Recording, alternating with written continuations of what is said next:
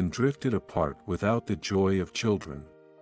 Despite my initiating the divorce, I soon found myself drowning in regret. Immersing myself in work to distract from the loneliness, I was unexpectedly approached by a female colleague. Will you marry me? She asked, gripping my hand. My name is Timothy Cook. I'm a 40-year-old company employee. From my 20s until now, I've been single-mindedly focused on my career. Thanks to that, I've climbed up to the position of department manager, earning a decent salary. But looking back, I've come to realize all the things I've lost along the way. Above all, my biggest regret is divorcing Carol. Carol and I had been together since our college days. Having a relationship akin to childhood friends, we started dating after entering the workforce. And we got married at 26. Our newlywed life was blissful. Carol supported me as I ambitiously worked for promotions, understanding me in ways only possible due to our long relationship. Don't push yourself too hard, okay? You're not superhuman. She often said.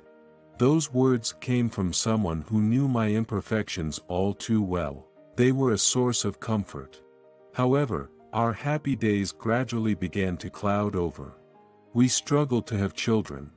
Both of us, who adored kids, faced difficulties despite our patience. After undergoing tests, it was found that the issue lay with Carol.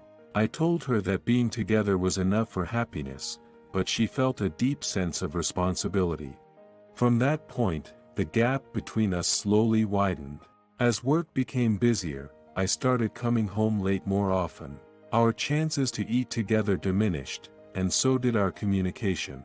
Discussions about children became taboo, and even trivial conversations faded.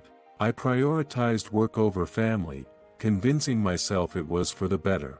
Initially, I had aspirations like earning a promotion to afford a nicer place or going on a trip with Carol after a long while. However, competition at work and tension at home slowly extinguished those hopes. Entering my 30s, our days filled with discomfort. Arguments with Carol became more frequent, making coming home feel daunting. Staying together seemed only to prolong our suffering. With that thought, I broached the topic of divorce. Contrary to my expectations, Carol resisted. I understand how you feel, but staying together won't do us any good. When I conveyed so, she seemed to understand and nodded in agreement. As being alone, I threw myself into work more than ever. Without family concerns, work progressed smoothly. But that was only a temporary solace. I lost contact with Carol. I had no idea about her current life. Despite wanting to see her face, I reminded myself that I was the one who initiated the divorce. I tried to forget her as quickly as possible.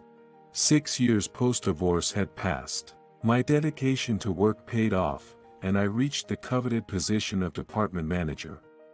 With it came increased expectations and pressure. Exhausted, I sought solace at home, only to be greeted by overwhelming loneliness. Thoughts of Carol lingered, but there was no room for such sentimentality. When I had almost resigned myself to solitude. Timothy, how about we grab dinner sometime? The one who approached me was a woman named Isabel, who had joined our company through mid-career recruitment. She was 30 years old, a full 10 years younger than me. I was perplexed when such a woman invited me out for dinner, as I hadn't expected it at all. However, I figured it must be about work. With that thought, I found myself going out for dinner with a woman for the first time in several years. You are really amazing, right? Perfect at work and someone I look up to.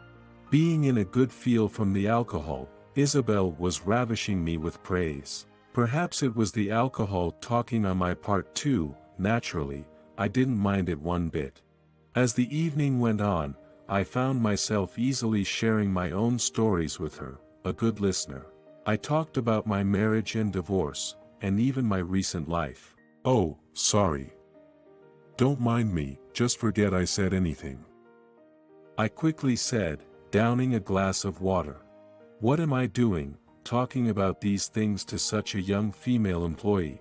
She must be put off by now, I thought. Just as I was about to suggest it might be time to head home, she asked.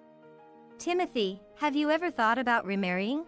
I was momentarily frozen by her words. They probably didn't mean much, but her voice and eyes seemed incredibly sincere.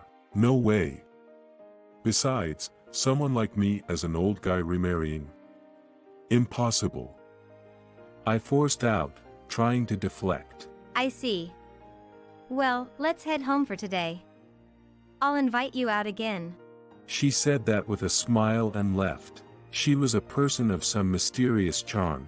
I looked at her back shyly, and decided to walk home to sober up a bit.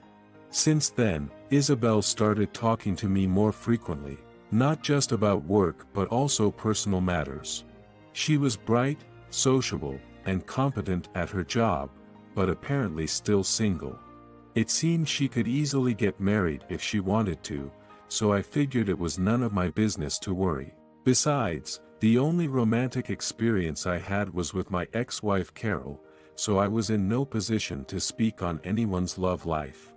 After that, I went out to dinner with Isabel several times. She seemed interested in me for some reason, beyond just the seniority at work. Then one night, Isabel and I was staying out late drinking after accepting her dinner invitation as usual. She suddenly turned serious and said, Timothy, would you marry me? I first doubted my ears and even rubbed my eyes. But she remained serious, and it wasn't a misunderstanding. I'm serious. She added, holding my hand. Panicked, I pulled my hand away. She then stood up gracefully. Please think about it. She said and left the restaurant before me. Left alone, I mulled over her words. What should I do? The more I thought, the less clear the answer became. The next day, Isabel kept talking to me as if nothing had happened. She likely hadn't mentioned the proposal of the previous night to anyone else in the office. Occasionally, she would whisper, Have you thought about it?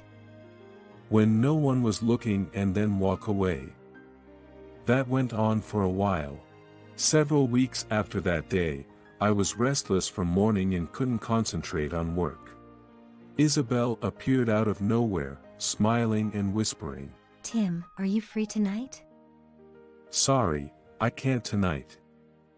I have plans to meet with my ex-wife. I blurted out. That's right, Carol suddenly had got in touch in the previous week. I want to talk. Was all she said, leaving me in the dark about the details. I have something to tell you too. I replied, and the day of our promise is today. Then, Isabel gave a suspicious smile and walked away. She's an elusive person. As various thoughts raced through my mind, I managed to get through my work and left the office earlier than usual. Why are you following me? I asked Isabel, who was sitting next to me as I boarded the taxi to meet Carol at our rendezvous point. However, she just smiled and said nothing. I couldn't understand what she was thinking, but at that moment, I had no choice but to head to Carol. Hi. It's been a while. I felt strangely as if it hadn't been years since our last meeting when I saw Carol's face waiting at the square. She seemed to have lost some weight. I had decided long ago what to talk about, but my mind went blank when she was actually in front of me. Just when I tried to ask what she had been up to these past years. Hi there.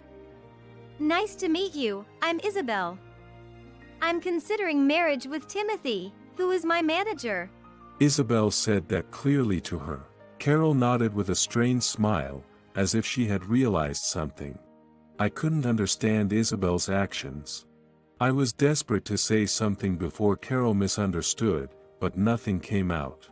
Then, Carol said, smiling at me, So, you became a manager of a section? Congratulations. Well, listen.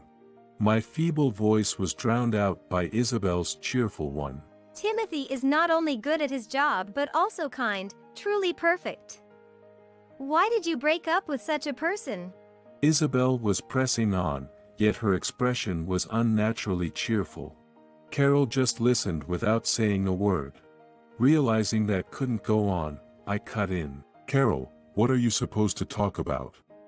No, forget it. Then?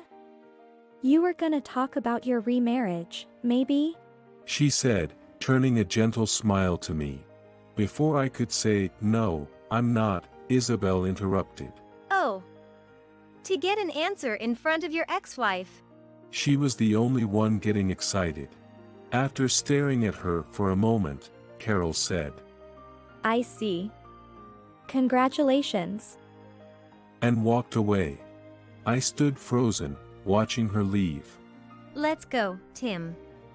Anyone can see I'm better than that dull person, you know? Isabel's words didn't reach me to the end. Before I knew it, I had grabbed Carol's arm. Let go. As she tried to shake off my arm, her bag slipped from her shoulder, revealing something like a hospital visit record. Don't tell me, are you sick with something? It's none of your business. Go back to her. She said, turning away and starting to walk again. Wait. Don't get me wrong. What I wanted to say is, I want to get back together with you. I shouted, my voice echoing through the square. Surprised, she turned around, frozen as she looked at me. I quickly approached her and shared my true feelings. How I've regretted our divorce for years. Even though I finally got the promotion I aimed for, I felt I couldn't endure it alone. The face that always came to mind during those times was Carol's. The more I talked with Isabel, the more I thought of Carol. It was unexpected for her to come with me today, but I was planning to give her a proper answer too. I was so caught up in what I was saying that I suddenly snapped back to reality. Actually, it might even be lucky that Isabel is here. I turned around to face Isabel, who was standing frozen, and said, About your offer the other day, I'm going to have to decline. Her expression quickly turned to anger, but I had bigger fish to fry at the moment. I should have turned her down before bringing it up with Carol. Carol, the thing you were about to discuss with me. I wanted to hear what she had on her mind.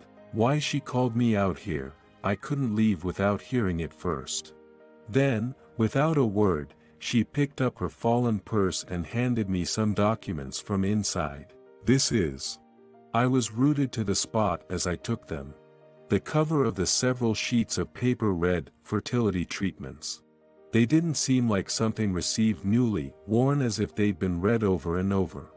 Looking up, I saw her eyes brimming with tears. I've finished the treatments, and you were the only one I could think of. Her feeble words hit me directly. She had been undergoing fertility treatments ever since we broke up. And after years of treatment, she reached out to me, all to spend time together again. I held back my tears as I took her hand and hugged her. Wrapped in a familiar scent, it felt as if I was transported back to those days, that kind of sensation. Doesn't feel like it's been that long since we've seen each other. She said through her tears. No wonder, we had both been thinking of each other ever since we parted, always on our minds, hoping for the day we'd meet again. Excuse me, Tim. I don't know how long we had been embracing, but I was brought back to reality by Isabel's emotional voice. She seemed quite upset, her face showing an expression I had never seen before. Assuming I'd respond favorably, she unleashed a torrent of abuse. As I stood there, unable to retort, Carol began to speak with a slight smile. You said this person was perfect, but he's not at all what you'd call accomplished, okay?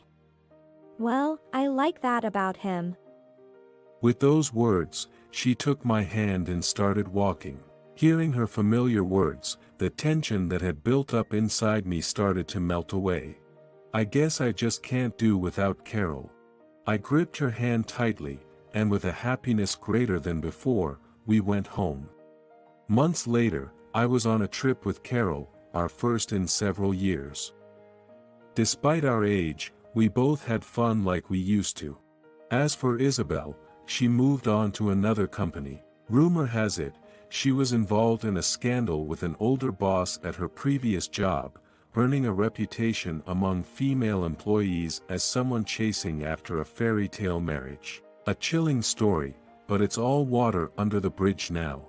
On the last night of our trip, I suggested we live together again and move into a better place. Carol burst into tears of joy. Becoming a manager was never my dream. Keeping her smile was my real dream, instead. This time, I intend for us to live our lives together, without losing sight of what's important.